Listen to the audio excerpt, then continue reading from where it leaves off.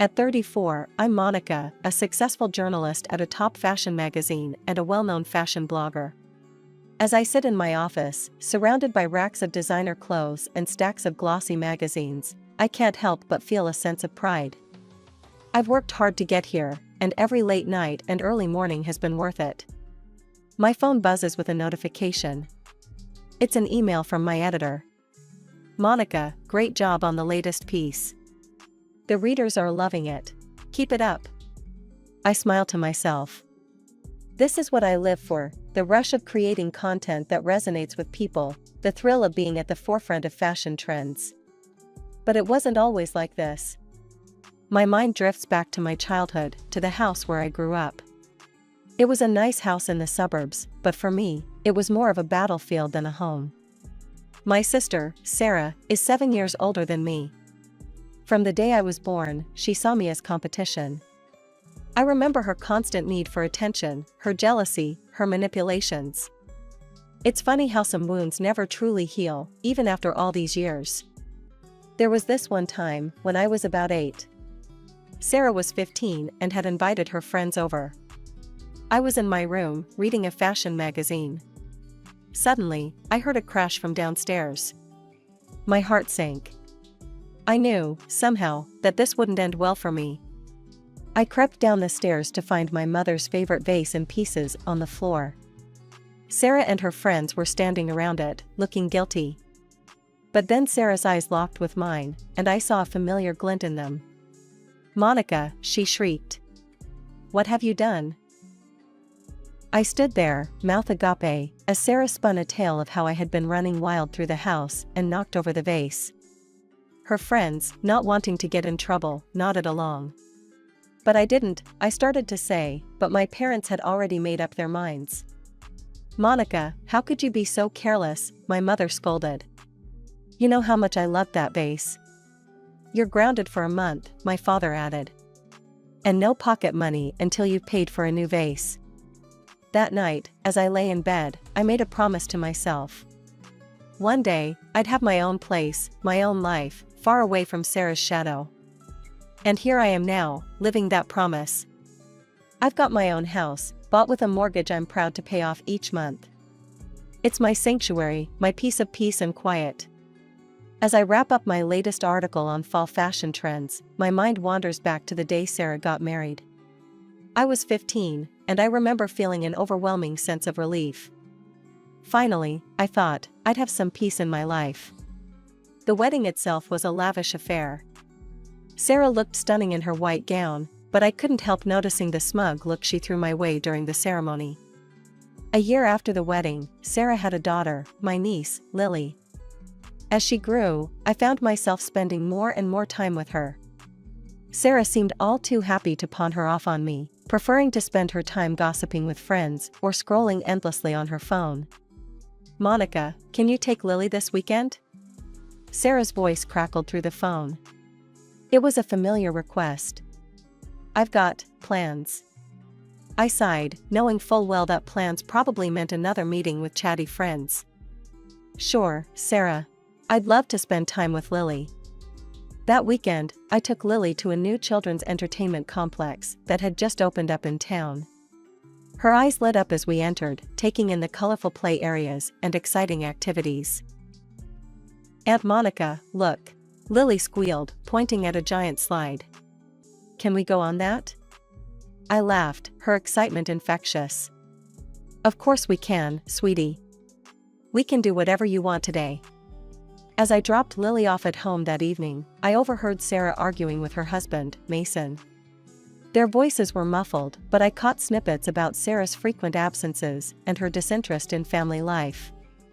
I quickly ushered Lily inside, not wanting her to hear the argument. But as I turned to leave, Mason caught my arm. "Monica," he said, his voice strained. "I don't know what to do anymore. Sarah's never home, and when she is, she's glued to her phone. It's like Lily and I don't even exist to her." "I'm sorry," I said, not knowing what else to say. "If there's anything I can do to help with Lily, just let me know." He nodded gratefully, and I left, feeling a mix of emotions. Anger at Sarah for neglecting her family, worry for Lily, and a strange sense of vindication. All those years of Sarah tormenting me, and now her true colors were showing to everyone else too. The day everything fell apart started like any other. I was at a cafe with my friends when my phone rang. It was my mother, her voice tense and brittle. "Monica, you need to come home. Now." I arrived at my parents' house to find chaos. Sarah was sobbing on the couch, mascara streaking down her face. My father was pacing, red-faced with anger. And in the corner, looking shell-shocked, was Sarah's husband, soon-to-be ex-husband, as I would learn. "He caught me," Sarah wailed between sobs. With her lover," Mason spat out. "In our own bed." I stood there, stunned. Despite knowing about Sarah's indiscretions, seeing the fallout was something else entirely. And then, as always, Sarah's eyes locked onto me. "This is your fault," she shrieked, pointing an accusing finger. "If you hadn't been so perfect, if you hadn't taken up so much of Mom and Dad's attention, I wouldn't have had to look elsewhere for love." I couldn't believe what I was hearing. Even now, faced with the consequences of her own actions, Sarah was trying to blame me. "That's enough, Sarah," I said, my voice cold. "You made your choices. Don't you dare try to pin this on me." My parents, predictably, rushed to Sarah's defense. "Monica, how can you be so heartless?" my mother cried. "Your sister is hurting." I looked at them, these people who had always taken Sarah's side, who had never believed me when I told them about her cruelty. In that moment, I made a decision that would change the course of my life. "I'm done," I said quietly. "I'm done with the drama, the accusations, the constant favoritism. I'm moving out." My parents protested, but their words fell on deaf ears. I was 22, fresh out of college, and ready to start my own life. Within a week, I had found a small apartment across town and moved out of my childhood home. The next few years were a whirlwind. I landed an entry-level job at a fashion magazine, throwing myself into work with a passion born of determination to succeed on my own terms. Nights were spent poring over fashion blogs, learning everything I could about the industry. All the while, I kept my distance from my family. Sarah and Lily had moved back in with our parents, but I tried to go there as little as possible. Still, I made an effort to stay in touch with Lily. We'd meet for ice cream or trips to the park, away from the watchful eyes of Sarah and my parents. Lily was growing into a sweet, thoughtful girl, so different from her mother that it sometimes took my breath away. As the years rolled by, my career took off like a rocket. At 34, I found myself in a position I'd only dreamed of as a fresh-faced college graduate. Senior journalist at a top fashion magazine, my byline recognized by industry insiders and fashion enthusiasts alike. But that wasn't all. I'd also cultivated a significant following as a fashion blogger, my social media filled with outfit ideas, trend forecasts, and behind-the-scenes peeks at the glamorous world of high fashion. My phone buzzed with a notification. Another 1,000 followers on Instagram. I smiled to myself, remembering the days when I'd celebrate each new follower like a personal victory. As I flipped through the glossy photos, my mind wandered to my own wardrobe. I'd come a long way from the hand-me-downs and bargain bin finds of my youth. Now, my closet was filled with designer pieces, each one carefully chosen to reflect my personal style and the image I wanted to project to the world. My phone buzzed again. This time, it was a text from Lily, now a teenager. "Aunt Monica, can you help me pick an outfit for my friend's birthday party this weekend?" I smiled, warmth filling my chest. Despite the distance I'd put between myself and Sarah, Lily and I had managed to maintain a close relationship. She'd inherited my love for fashion, and I relished every opportunity to share that passion with her. "Of course, sweetie," I texted back. "Why don't you come over on Saturday morning and we'll put something together?" Sarah. The thought of my sister still brought a twinge of discomfort. We barely spoke these days, our interactions limited to terse exchanges at family gatherings I couldn't avoid.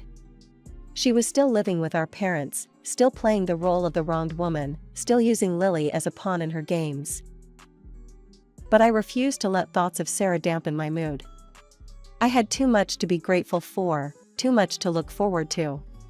My career was thriving, I had a beautiful home that I'd bought with my own hard-earned money, I had Alex, my fiancé, and I was finally, truly happy. As I scrolled through the latest runway looks on my tablet, my phone rang. Sarah's name flashed on the screen, and I sighed, bracing myself for what was to come. Monica, Sarah's voice was sharp, demanding. Lily needs a new outfit for her school dance. Something designer, obviously. Just make sure it's expensive and trendy. Lily needs to look better than those other girls. Before I could respond, she hung up. I stared at the phone, a mix of anger and resignation washing over me. How had I become responsible for dressing my niece? Despite my frustration with Sarah, I couldn't help but feel excited about shopping for Lily. At 15, she was developing her own sense of style, and I loved helping her explore that. The next day, Lily and I hit the mall. We spent hours trying on dresses, giggling over some of the more outrageous designs. In the end, we settled on a beautiful emerald green dress that made Lily's eyes sparkle. As we left the store, bags in hand, I couldn't help but feel a twinge of resentment. I loved spoiling Lily, but Sarah's expectation that I would foot the bill for all of Lily's clothing needs was becoming too much. A week later, I found myself at my parents' house for a family dinner. The tension was palpable as soon as I walked in. Well, look who decided to grace us with her presence, Sarah sneered from her spot on the couch, phone in hand as usual. I ignored her, focusing instead on Lily, who ran to give me a hug. Aunt Monica. I wore the dress to the dance. Everyone loved it. That's wonderful, sweetheart, I smiled, genuinely happy for her. My mother's voice cut through the moment. Monica, don't you think it's a bit much? Buying such expensive clothes for Lily when your sister is struggling? I blinked, taken aback. Excuse me? My father chimed in, his tone disapproving. You're always dressed in designer clothes, driving that fancy car. Don't you think you could help out your family more? I couldn't believe what I was hearing. Help out? I've been buying all of Lily's clothes for years now. Sarah hasn't spent a dime on her daughter's wardrobe and I don't know how long. Sarah's face twisted into a scowl. Oh, so now you're going to throw that in my face? Some of us don't have cushy jobs writing about shoes all day. I stood there, stunned into silence. How could they not see the truth? How could they still be taking Sarah's side after all these years? As I drove home that night, tears of frustration stinging my eyes, I realized that some things would never change. No matter how successful I became, no matter how much I did for Lily, in my family's eyes, I would always be the selfish one, the one who needed to do more. However, there was something else in my life, besides a good job and a terrible family. My fiancé. 2 years had flown by since I met Alex. When he proposed on a quiet evening at home, I didn't hesitate to say yes. As a fashion journalist, I knew the importance of the perfect wedding dress. I reached out to a young Italian designer I'd featured in one of my articles.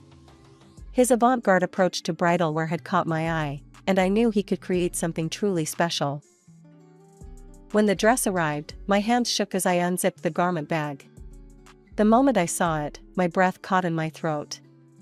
It was perfect, a delicate peach color that complemented my skin tone, with intricate lace detailing and strategically placed rhinestones that caught the light beautifully.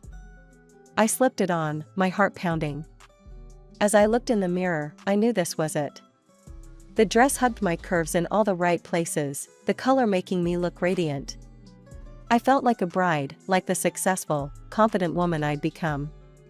Without thinking, I snapped a picture and sent it to Sarah. Despite our differences, she was still my sister, and some small part of me hoped she'd be happy for me. Got my wedding dress, I texted along with the photo. What do you think? Her response was typically Sarah. Bit much, isn't it? You always did like to show off. I sighed, putting my phone away. I don't know why I expected anything different. Carefully, I hung the dress in my closet, already dreaming of the day I'd walk down the aisle in it. The next few weeks were a whirlwind of wedding preparations. Between finalizing the guest list, choosing a venue, and keeping up with my work, I barely had time to breathe, let alone visit my family. One evening, as I was going over seating arrangements, my phone rang. It was my mother. "Monica, we haven't seen you in weeks," she said, her tone accusatory. "Lily's been asking about you." Guilt washed over me. In all the wedding chaos, I'd neglected my relationship with Lily. "I'm sorry, Mom. Things have been crazy with the wedding planning." About that, my mother's voice took on a familiar disapproving tone. "How much are you spending on this wedding? You know, a modest ceremony would be just as meaningful." I frowned. "Mom, I don't think that's any of your business." "Of course it is," she exclaimed. "We're your family.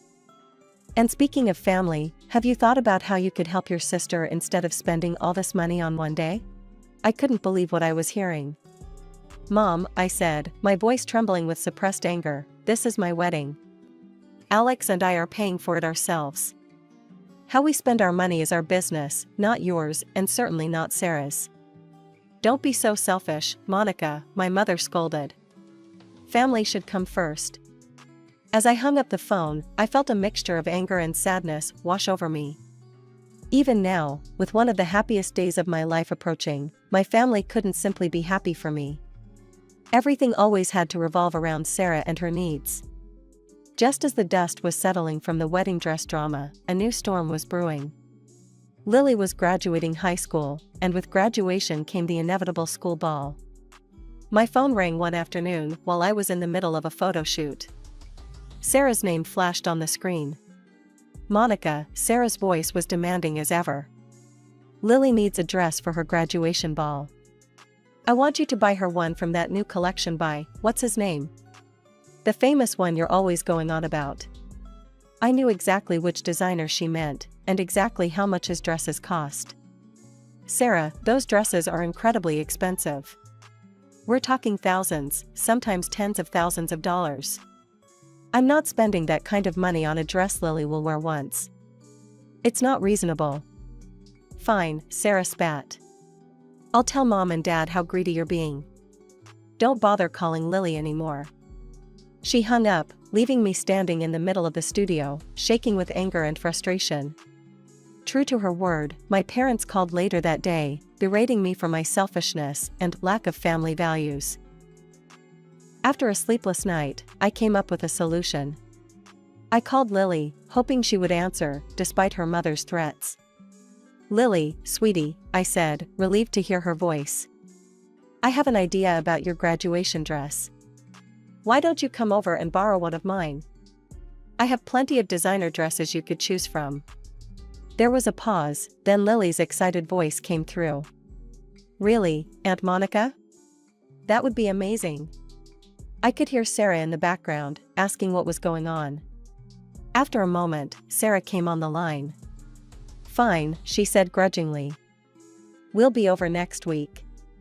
A week later, I was at home, deep in concentration as I finished up an article for the magazine. The doorbell rang, and I opened it to find Sarah and Lily. "The dresses are upstairs in the guest room closet," I said, gesturing towards the stairs. "Why don't you two go up and take a look?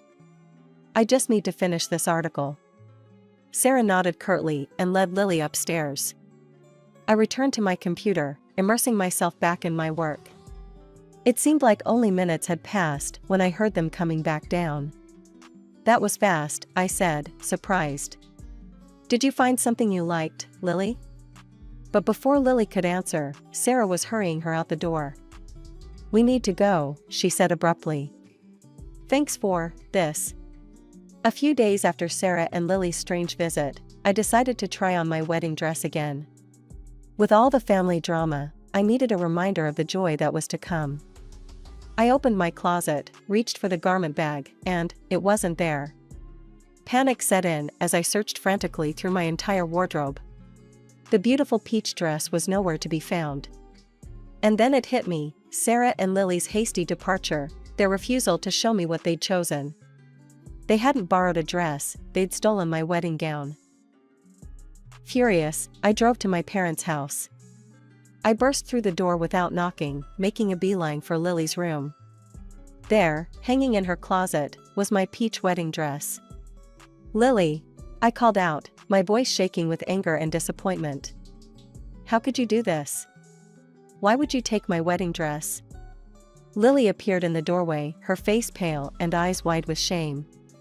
Before she could speak, Sarah pushed past her, her face twisted with rage. How dare you barge in here and accuse my daughter? Sarah spat. You're so greedy, you can't even lend a dress to your own niece for her graduation? I was stunned. Lend? Sarah, you stole my wedding dress. This isn't just any dress, it's for my wedding day. Sarah's eyes narrowed. Oh, please, you have plenty of dresses. You're just jealous that Lily will look better in it than you ever could. Jealous? I couldn't believe what I was hearing. Sarah, you're the one who's always been jealous. Of my career, my success. The room fell silent.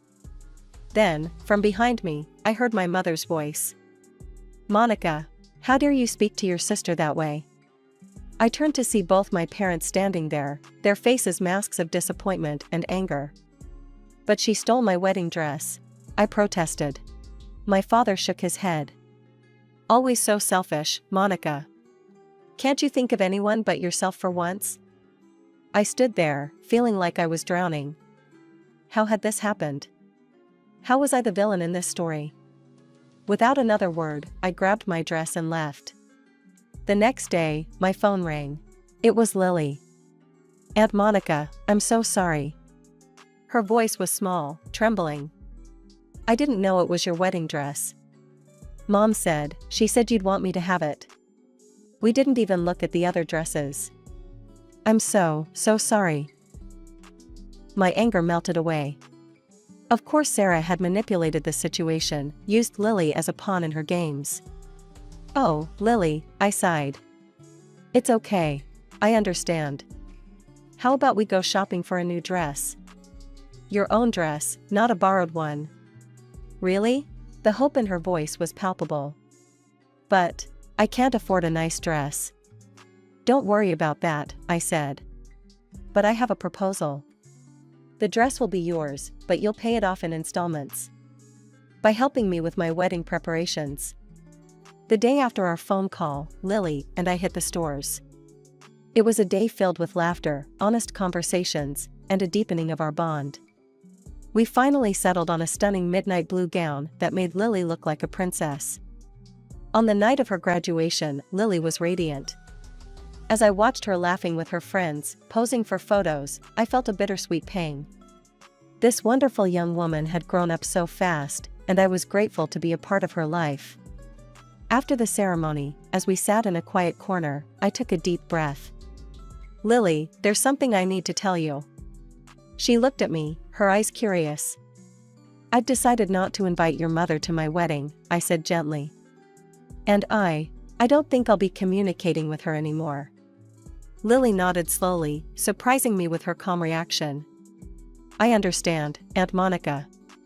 So, does this mean I can't come to the wedding either? Oh, no, I exclaimed. Lily, you're absolutely invited. In fact, I was hoping you'd be one of my bridesmaids. The next few weeks were a whirlwind of wedding preparations, with Lily by my side every step of the way. When my parents found out about my decision to exclude Sarah, they called to inform me that they wouldn't be attending either. To my surprise, I felt more relieved than upset. The day of my wedding arrived, bright and beautiful. As I stood in front of the mirror in my peach dress, Lily helping me with the final touches, I felt a sense of peace I hadn't experienced in years. The ceremony was perfect. Alex's face as I walked down the aisle, the love radiating from our friends and chosen family, Mason's surprising presence, my ex-brother-in-law. It all combined to create a day full of joy and new beginnings. As the reception wound down, Lily approached me, excitement written all over her face. Aunt Monica, I got into college. In New York. Dad's helping me with the tuition. I hugged her tightly, thrilled for her new adventure. Oh, Lily, that's wonderful. You're going to do great things, I just know it. In the months that followed, life settled into a new rhythm. Lily moved to New York for college, calling me regularly for advice on everything from fashion to study habits. I want to be just like you, Aunt Monica, she'd say, making my heart swell with pride. I threw myself back into my work with renewed passion, my personal life finally free from the drama that had plagued it for so long. Alex was supportive and understanding, a true partner in every sense of the word.